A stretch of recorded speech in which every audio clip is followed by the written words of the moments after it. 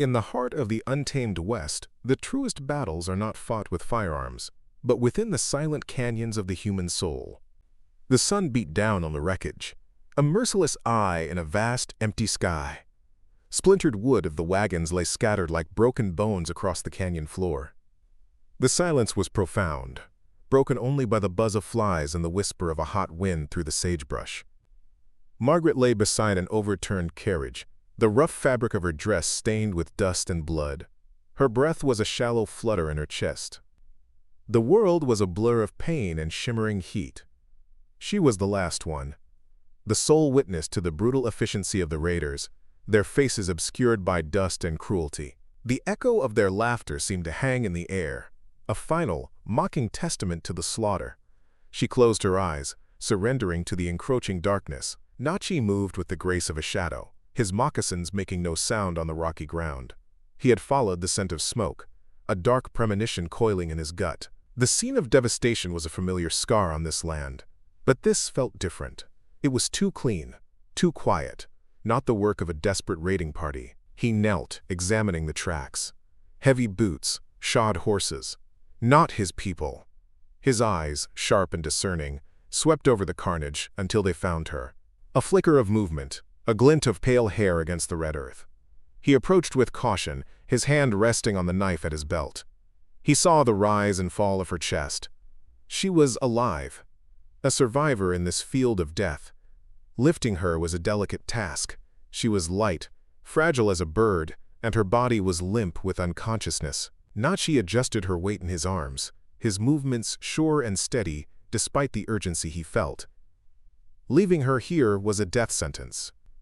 The vultures were already circling, patient specks in the unforgiving blue. He moved away from the grim tableau, climbing into the foothills where the rocks and junipers offered concealment.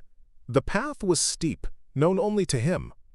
It led to a place of safety, a hidden sanctuary carved into the mountain itself. He carried her through the fading light, a stranger bearing the last remnant of a life that had been violently erased from the earth. Margaret's first sensation was the coolness of stone against her back. Her second was a profound thirst that felt like swallowing sand. She opened her eyes to a dim, flickering light. A fire danced in the center of a cave, its glow painting strange shapes on the rock walls. A figure sat by the fire, his back to her. The silhouette was unmistakable. A long braid of black hair, broad shoulders, the buckskin of his clothes. Fear, cold and sharp, pierced through the fog of her pain. She was a captive. The stories she had heard, the warnings of her father about the godless heathens who roamed this land, flooded her mind. She tried to move, to scream, but only a faint whimper escaped her lips. The figure turned his head slowly. The man approached her, his steps silent. He knelt beside her, holding a small wooden bowl. He offered it without a word. Margaret stared at the water, then at his face. In the firelight, she saw his features were stoic, his eyes dark and unreadable. Her fear warred with her desperate thirst. She took the bowl with a trembling hand, spilling some of the precious liquid. He steadied her hand with his own. His touch was firm but gentle. After she drank, he applied a cool, soothing paste of herbs to the gash on her forehead. He worked with a quiet focus, his presence filling the small space not with menace, but with a surprising calm. He was her captor, yet he was also her healer. Days bled into one another. Margaret's strength slowly returned. Her rescuer, for she could not think of him as a captor, would leave for hours and return with food. A rabbit, or roots and berries she did not recognize. He would cook the meat over the fire, and they would eat in silence. She watched him constantly, studying the way he moved, the careful way he mended his tools, the reverence with which he greeted the morning sun at the mouth of the cave. Her terror had subsided, replaced by a deep, unsettling curiosity. This man was nothing like the savages from her father's sermons. There was a dignity about him, a quiet sorrow in his eyes that she felt she almost understood. One afternoon he returned with not just food but a single vibrant blue wildflower. He held it out to her. The simple gesture broke through her reserve. "Thank you," she whispered, her voice hoarse from disuse. He gave a slight nod. "What is your name?" she asked, the question feeling momentous. He looked at her for a long moment as if weighing the significance of sharing it. "Nachi," he said. His voice was a low rumble, like distant thunder. "My name is Margaret," she replied, feeling a strange connection form between them in the shared space of their names, a fragile bridge between two worlds, built on a single flower and a few whispered words. Margaret was now able to walk, exploring the confines of their shared shelter. The cave was deeper than she had realized, its walls covered in charcoal drawings.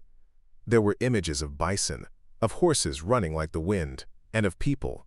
A story unfolded across the stone canvas. A story of a proud tribe, of hunts and ceremonies, of life lived in harmony with the land. She saw a recurring figure, a young boy who grew into a man, and she knew she was looking at Nachi's life. It was a world away from her own, filled with a richness and spirit she had never known. She felt a pull towards him, a dangerous and exhilarating feeling that both thrilled and terrified her. Nachi returned to the canyon of the attack. The bodies were gone, buried by the army or taken by the scavengers. He searched the ground again, his eyes missing nothing. Tucked beneath a piece of charred canvas, he found it. An arrowhead. It was not Apache. The flint was wrong, and the fletching was made with goose feathers, bound in a distinctive cross pattern. He had seen this mark before, on the arrows of men who worked for hire, men who served masters with coin. He took the arrow back to the cave and showed it to Margaret. He explained its meaning. The men who destroyed her family were not warriors fighting for their land. They were assassins. The arrowhead loosened Nachi's tongue. He told her why he lived alone in the mountains. He had been a scout for the army until he was accused of murdering a prospector. The man's gold was missing. The town's sheriff, a man named Barton, had produced a witness who claimed to see Nachi near the prospector's camp. It was a lie. Nachi had been miles away, tracking a mountain lion. But the word of a native man was worth nothing against a white man's accusation. He had escaped before they could put a rope around his neck.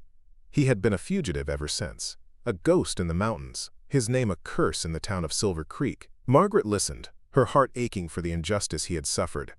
She spoke of her own life, of her father, Judge Alistair Monroe, a man who saw the world in stark terms of black and white, of law and chaos, of civilization and savagery.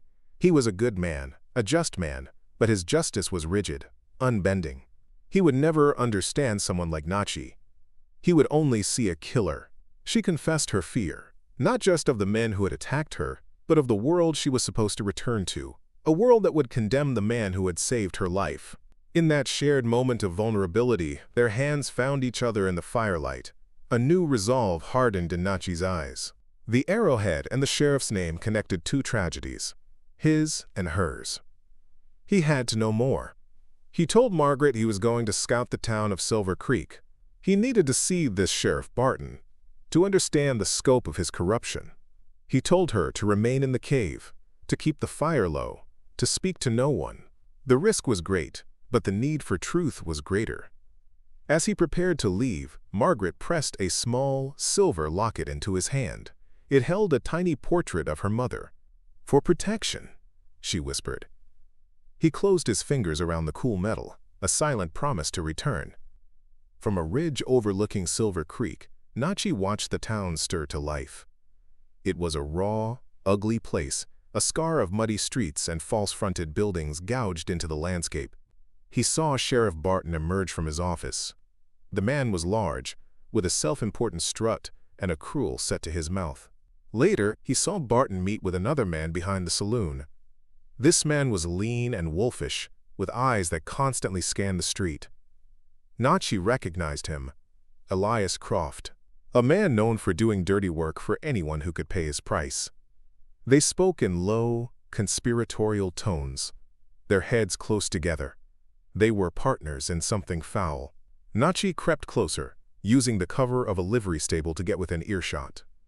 Croft was angry. He spoke of a lost shipment, of a job gone wrong. "The whole caravan, gone," Croft snarled. "And the judge's daughter? You said it would be clean." Barton's voice was a low growl. "My men are searching for her. She is a loose end that needs to be tied.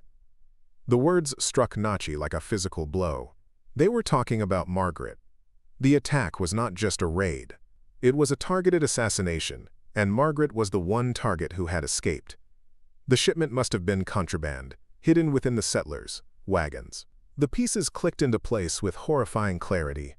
The smugglers, led by Croft, had used the caravan to transport their illegal goods. They had planned to eliminate all witnesses, including the daughter of a powerful federal judge. Sheriff Barton was their partner, the lawman who ensured their operation remained hidden, and Nachi himself was the perfect scapegoat. Any crime, any murder, could be blamed on the fugitive Apache warrior hiding in the mountains. He was the convenient monster in their well-crafted story. His own false accusation was not a random act of prejudice, but a calculated part of a much larger criminal enterprise. He returned to the cave under the cloak of darkness, his heart heavy with the grim news. He found Margaret tending the fire, the locket he had returned to her clutched in her hand. He told her everything he had seen and heard. He explained the connection between the attack on her family and his own exile. The man her father trusted to uphold the law in Silver Creek was the very same man who had orchestrated her family's murder and who now hunted her as a loose end. He watched her face as the terrible truth settled, saw the disbelief warring with the undeniable logic of his words. Her world, built on the foundation of her father's law, was crumbling. Margaret felt a wave of nausea. Sheriff Barton, a man her father had praised for his diligence in taming the frontier. It could not be true. Her father was a man of integrity, a pillar of justice. He would not be deceived by such a monster. And yet, Nachi's words rang with a certainty that chilled her to the bone. She remembered the sheriff's eyes from a visit to the town years ago. Cold. Empty. She had been a child, but she had not forgotten that coldness. Could her father's fierce principles have blinded him to the darkness festering right under his authority? The thought was a profound betrayal. Nachi spoke softly, his voice cutting through her turmoil. "Your father sees what he has been taught to see," he said, his words devoid of malice, stating a simple, painful fact. "He sees a wild land that must be tamed. He sees my people as a part of that wildness. It is easier for him to believe a so-called savage is guilty than to accept that one of his own lawmen is corrupt." He was right. Her father's world was one of rigid order. Anything that did not fit, he sought to eliminate. Nachi, with his freedom and his connection to the land, represented the very chaos her father fought against. A new feeling began to replace Margaret's grief and confusion. Anger. A cold, clear anger at Barton, at Croft, and at the injustice that had entangled both her and Nachi. She would not be a victim. She would not let them succeed. She looked at Nachi, her decision made. "You are right," she said, her voice steady. "My father will not believe your word against the sheriff. But he might believe mine. We need proof. Hard proof that he cannot deny." In that moment, she was no longer just a survivor. She was a fighter. She would use the tools of her father's world, his laws and his evidence, to dismantle it. Together they began to form a plan. It was dangerous, reckless even. Margaret would go to Silver Creek. She would pretend to be a lost and traumatized survivor with a fractured memory of the attack. She would get close to Sheriff Barton inside his office, where the proof they needed might be hidden. Nachi protested vehemently. It was too risky. Barton wanted her dead. He could not bear the thought of her walking into the lion's den. But Margaret was resolute. "You saved my life, Nachi," she said, touching his arm. "Now let me help you reclaim yours. This is a fight we must face together." Dressed in a simple, borrowed dress she and Nachi had found in an abandoned homestead, Margaret walked into Silver Creek. She kept her head down, her shoulders slumped, projecting an image of a broken, lost woman. She walked directly into the sheriff's office. Barton looked up from his desk, his eyes narrowing. She told him her story, a carefully constructed tale of wandering for days, her memory of the attack a terrifying, disjointed nightmare. She omitted any mention of her rescuer. She was just a lone survivor, seeking the protection of the law. He listened, his expression a mask of professional sympathy. Sheriff Barton's eyes held a predatory gleam. He saw not a victim, but a problem that had inconveniently walked back into his life. He offered her a room at the town hotel, insisting it was for her own safety. He would post a deputy outside her door, he said. It was a gesture of protection that was, in reality, a form of imprisonment. He wanted to keep her close, to control her, to find out exactly how much she remembered before he decided how to silence her for good. Margaret accepted with a show of grateful tears, playing her part perfectly. She was now under his watch, exactly where she needed to be. A stagecoach arrived the next day, and with it, her father. Judge Monroe had come to Silver Creek to preside over the circuit court. Their reunion in the hotel lobby was strained. He embraced her, his relief at finding her alive palpable. But it was quickly followed by a stern disapproval of her state. He saw her as a victim, a fragile daughter who needed his protection. He thanked Sheriff Barton profusely for his help. "We will see justice done, Margaret," he promised, placing a hand on her shoulder. "We will find the heathens who did this and see them hang." The irony was a bitter taste in her mouth. That night, while Barton was occupied with her father, Margaret slipped out of her hotel room. The deputy was gone, called away on some errand. She made her way to the sheriff's office, the key she had managed to take from his desk clutched in her hand. The office was dark and quiet. Her heart pounded as she lit a small lamp. She began to search. In a locked drawer of his desk, she found it. A ledger. It was filled with columns of dates and figures, and coded names for towns and goods. It was the proof she had been looking for. The written record of the sheriff's entire criminal enterprise. From his vantage point in the hills, Nachi watched the lights of Silver Creek. He saw the stagecoach arrive and saw Margaret standing with the tall, imposing man he knew must be her father. A chasm seemed to open between them. She was back in her world, a world of wealth and power, a world that had no place for him. A deep ache settled in his chest. He feared that her father's influence, her return to the life she had known, would sway her from their dangerous course. He could only watch and wait and trust in the promise they had made to each other. He held the silver locket she had let him keep, its cool weight a small comfort in the dark. Under the pretense of a late-night walk, Margaret made her way to the crumbling ruins of an old Spanish mission on the edge of town. Nachi was waiting for her in the shadows of the bell tower. The relief of seeing him was overwhelming. She quickly handed him the ledger. "I do not understand all of it," she whispered, "but it details shipments, payments." Nachi studied the pages under the moonlight. His knowledge of the territory allowed him to decipher the codes. They were not just smuggling goods. They were trading repeating firearms to warring mining factions, fueling a conflict they could profit from. The Caravan attack was to steal a shipment of those very weapons. Sheriff Barton was no fool. He had noticed the change in Margaret. The fear in her eyes was gone, replaced by a quiet determination that he found deeply unsettling. He had also noticed his ledger was not exactly as he had left it. He instructed one of his most loyal deputies, a man on Elias Croft's payroll, to watch her every move. He wanted to know where she went, who she spoke to. His instincts told him the girl was not the broken victim she pretended to be. She was playing a game, and he intended to find out what the rules were before she could make her next move. The deputy followed Margaret from a distance as she left the hotel that night. He trailed her all the way to the old mission. Hidden behind a collapsed wall, he watched in stunned silence as she met with the fugitive, Nachi. He saw her hand the Apache the ledger. It all became clear. The girl was working with the very savage they had blamed for the massacre. He did not wait to see more. He spurred his horse back towards town, his mind racing.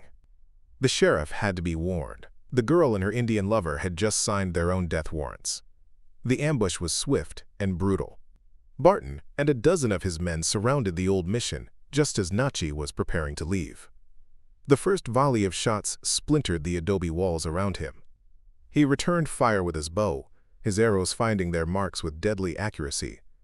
But he was hopelessly outnumbered.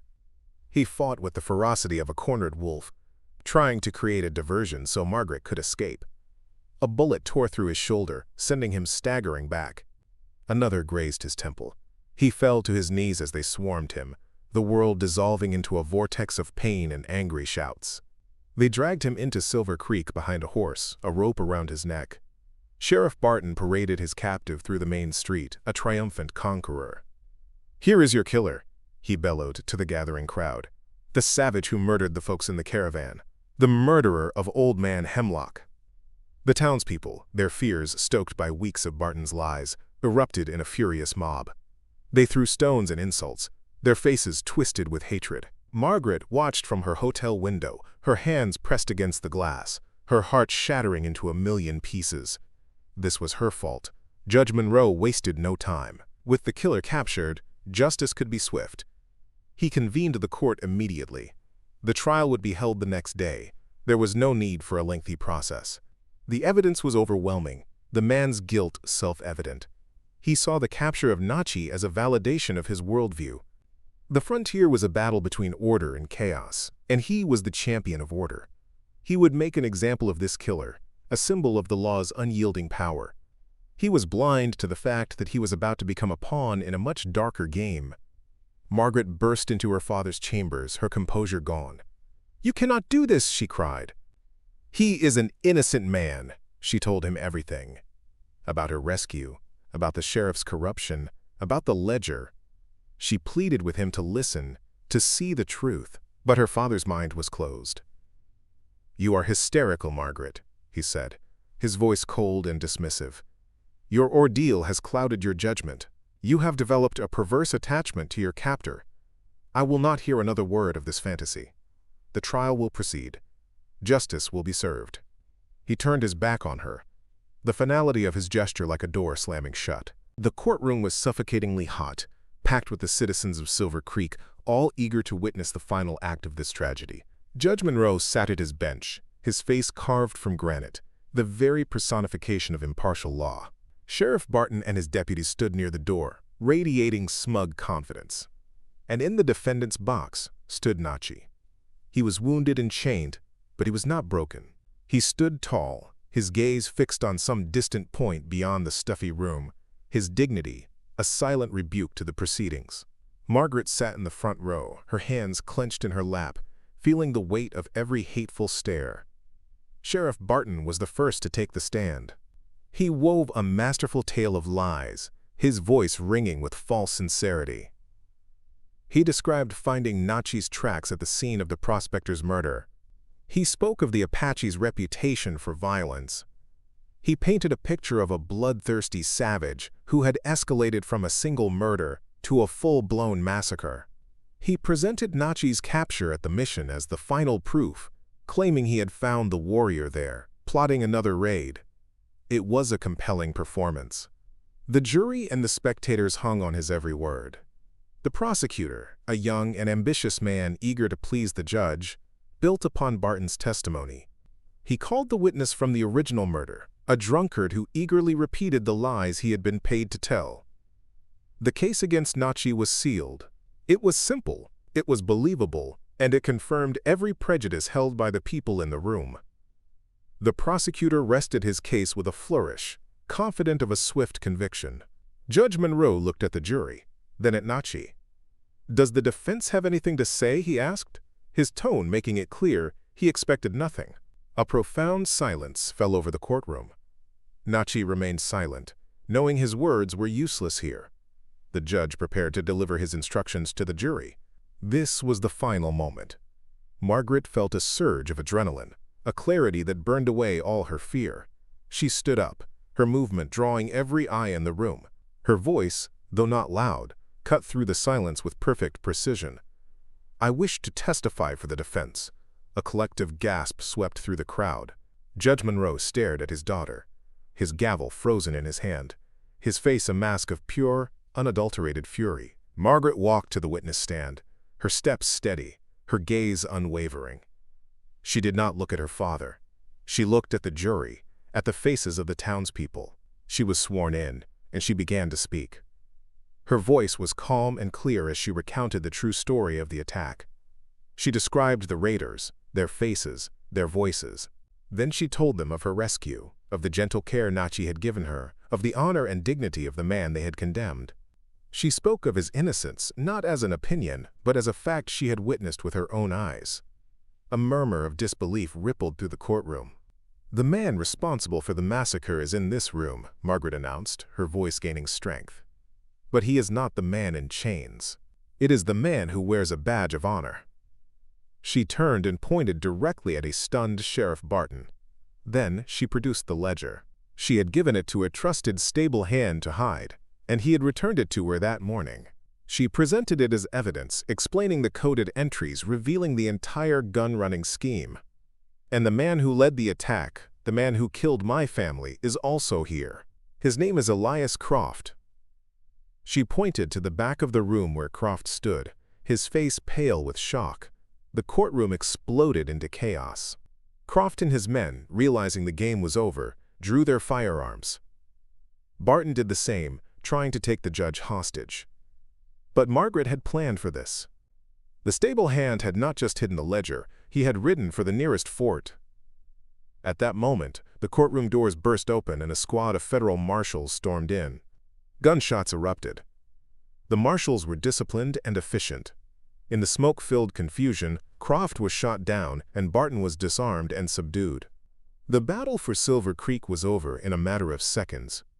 In the stunned silence that followed, the truth settled over the room. Nachi was unshackled, his innocence declared for all to see. Judge Monroe sat slumped in his chair, his authority, his entire worldview shattered. He looked at his daughter standing beside the Apache warrior, and for the first time, he saw not a savage, but the man who had saved her. He saw not a disobedient child, but a woman of incredible courage and integrity. Later, after the dust had settled, Margaret and Nachi walked out of the courthouse and away from the town of Silver Creek.